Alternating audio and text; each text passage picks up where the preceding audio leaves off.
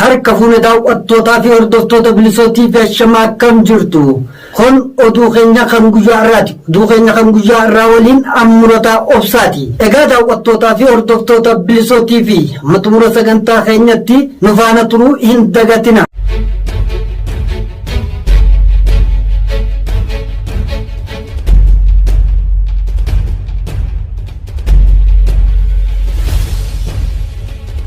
Waraanni bilisummaa Oromoo godina Arsii Bahaa Ona Munneessaa keessatti tarkaanfii fudhateen humna diinaa hedduu daareessuun dhagahamee jira. Guutuu gabaasa kanaa urjii waan dhiyeeffatte qabe. Godina Arsii Bahaa Aanaa Munneessaa keessatti tarkaanfii fudhateen guraandhala 21 bara 2023 irree fi gaachanni uummata Oromoo WBO'n tarkaanfii fudhachuun itti fufuun godina Arsii Bahaa Aanaa Munneessaa keessatti diina adabee jira.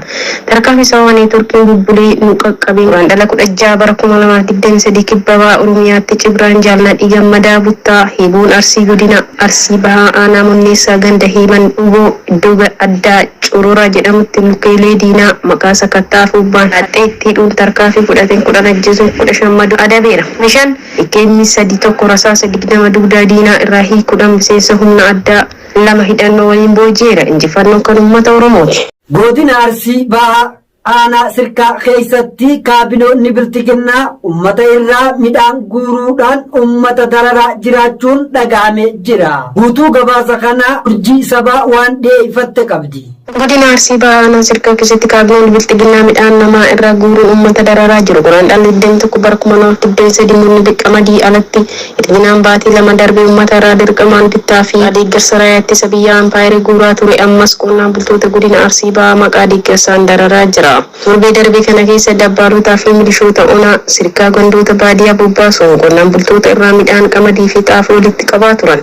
Midhaan walitti qaban kana gandoota baasuun magaalaa Aanichaa Gogeessatti kuusaa jira. Midhaan ergamtoonni murna biltiginnaa walitti qabaa jiran kana keessa geessituu maaliif nurraa gururtuu fi armaan dura kenneera amma maaliif fuutuu jechuun yeroo gaafatan akkatti deebisuun maqaa hidhata waraana bilisummaa Oromoo qabdu jechuun hidhuun bira fi doorsisuun akka jiru maddeen bilisootiif itti himaniiru. Godina Lixa Shaggar Aanaa Jalduu eegdonni impaayera Itoophiyaa dargaggoo tokko ajjeesanii jiru. Guraandhala 21 bara 2023 godina Lixa Shaggar Aanaa Jalduutti eegdonni impaayera Itoophiyaa dargaggoo tokko ajjeesan. Eegdonni Koloneel Abiy Ahmad uummata Oromoo ajjeesuuf saamuu dararuuf bobba'an gocha isaanii abaaramaa kan itti fufanii jiru. Maqaa ABO sakattaa jedhuun kutaa waraanaa 114ffaa Aanalee Lixa Shaggar Cobii Gidambarii fi Jalduu erga qabatan ji'oota lakkoofsisanii jiru.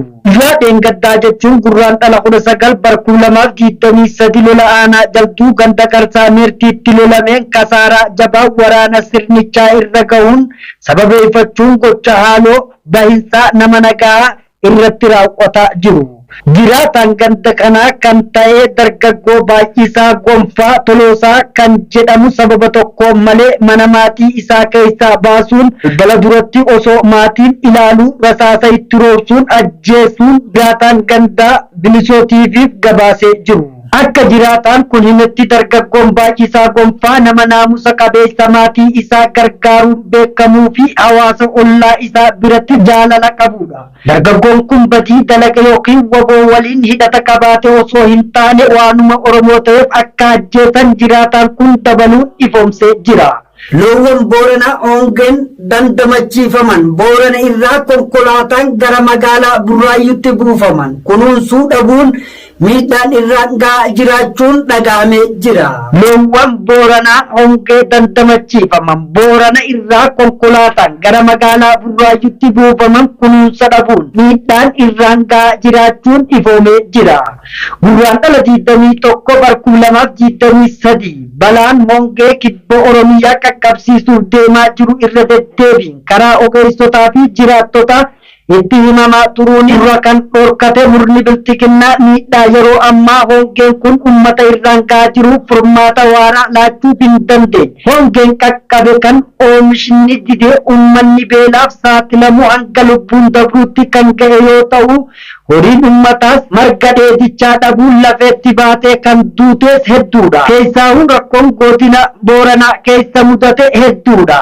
Murni biltiginnaa erga rakkoon ummataa hube keessatti ergamuun maallaqa hawaasni arjoomeef gargaarsa dhaabilee miti mootummaa dhiyeessan hiruuf yeroo gidduutti argametti loowwan Booranaa gara giddu galeessa Oromiyaatti geessuuf murteessan.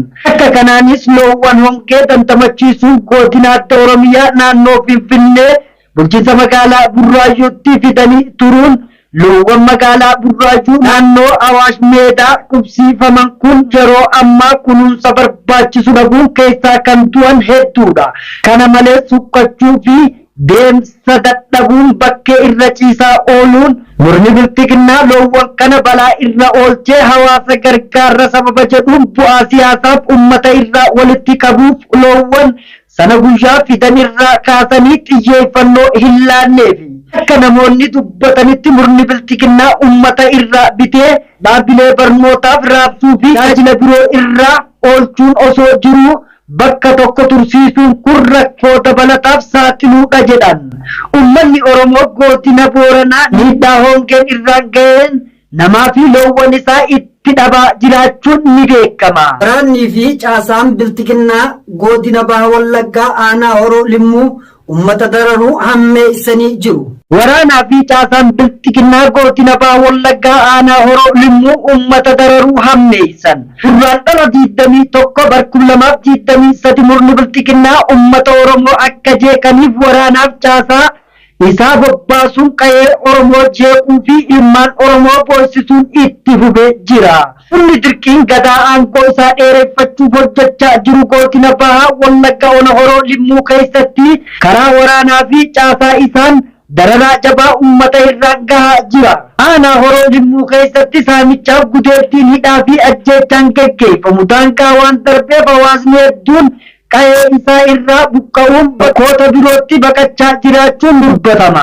Hawaasni magaalichaa ilaalcha siyaasaa yakkamuun alatti bahee galuuf wabii dhabuun jiraachuun dhagahamee jira. Namoonni waraana biltiginnaa waliin ta'uun ummata dararaa jiran bulchaa aanichaa Lammaa Abbabaa fi itti gaafatamaa bulchiinsa nageenyaa obbo Fiqaaduu Qaaniyaa ta'uun baramee jira. Maqaa waraana bilisummaa Oromoo balleessinaan caasaa waraanaa fi bulchiinsa aanichaa keessatti bobbaafaman jireenya ummataa goolaa jiraachuun maddeen bilisootiifis eeranii jiru. Egaa daawwattootaa fi hordoftoota Bilisoo TV sagantaan oduu keenyaarraaf qabannee isiniif dhiyaannee asirratti goolabamaa sagantaalee birootiin amma walitti deebinutti qophiilee Bilisootiif afan waliin turtii gaarii isiniin jenna.